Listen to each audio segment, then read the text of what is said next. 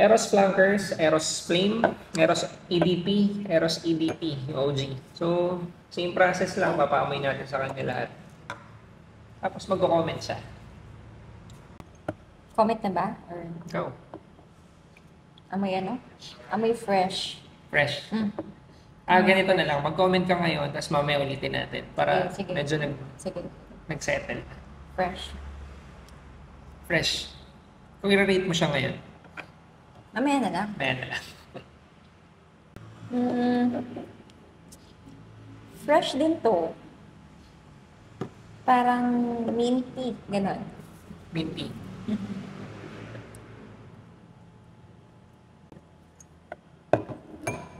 Ba yan? Bakit? Magkakaamoy naman sila. Magkakaamoy. Oo, magkakaamoy. Lahat fresh. Pero tingin ko, itong Eros Flame, mas matamis. Mas matamis siya. Ano yung tingin mong pinaka-fresh sa kanila?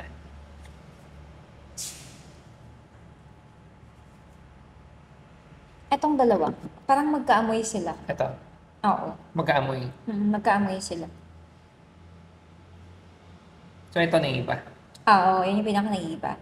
Fresh din siya, pero parang hindi ganun kalakas. Tapos medyo matamis siya. Compare dito. Parang minty.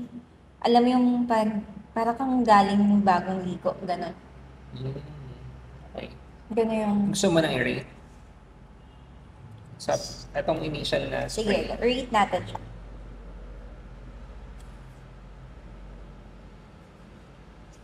As 10 both to. Tapos, bibigyan ko ng 9. Kasi, yung flame. Okay din naman. Fresh din siya. Hindi lang ganun kalakas katulad ng EDP tsaka ng EDP. Okay. So, siguro palipasin muna namin ilang minuto para mag-dry down tapos i-record ko ulit mamaya. Yung Flame. flame. O, yun nga. Naamoy ko na yung may pagka-citrus na.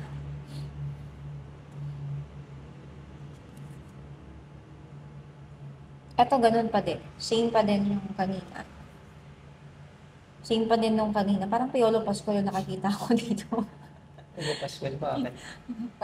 Manly, fresh, malinis. Ganun. Manly. Oo. Akala ko ano yung joke. Hindi. So, manly. Ito. Manly, super. Alin dyan? Itong dalawa? Itong dalawa. Ito, iba? Itong iba eh. Parang mas, ano din naman, fresh siya, pero parang ito yung, kumbaga parang ito, mas mature, ito yung mas younger version nila. Okay. Malaki ba yung difference na ito dito? Para sa akin, oo. Ayan. Kung tingin mo, nung kanina, nung unang beses mo inamoy, mas malayo yung pagkakaiba o mas malapit kaysa sa ngayon? Mas malayo kanina. Ngayon, mas malapit. So habang tumatagal, malapit. Oo. Okay. Kung i-rate mo ngayon, same pa rin o okay ba? Dahil halos close na din naman siya, kaya lang nga, ano ba? Close din naman. 10 na. 10 sa akin. Kanina 9 lang. Oo, 10 sa akin. 10 pa din itong Kung dalawang. pipili ka lang ng isa, sige, tanggalin ko na itong flame kasi ito yung pipilian mo sa dalawang 10, diba? Kung pipili ka lang ng isa, alin dyan yung pipiliin mo? Parang mahirap kasi. Saka kung pwede mo silang bigyan ng pagkakaiba o halimbawa, ito mas pambata, ito pang mas matanda, o mas pang formal, mas pang casual. Tingin ko, itong EDP, ito yung mas pang matanda. EDP. Oo. At mas pang formal siya. Kasi actually, mas malakas siya compared mo dito kay EDP. Okay. Pareho ng tamis. Pareho ng tamis, pareho ng pagka-minty, pareho din ng pagka-fresh niya. So, mahirap mamili between sa kanilang dalawa. Depende na lang talaga kung kung kailangan mong pumili, halimbawa, ako gagamit. Kung ikaw gagamit. EDP. EDP. Oo. So, mas pang bagets talaga to? EDP. Oo, yung EDP. Mas pang bagets. Okay. Kung hindi naman ako yung gagamit, kung parang pipili ka lang ng isa na tingin mo better sa kanilang dalawa. Better? EDP pa din ako. EDP pa rin. Oo. Okay, yun lang.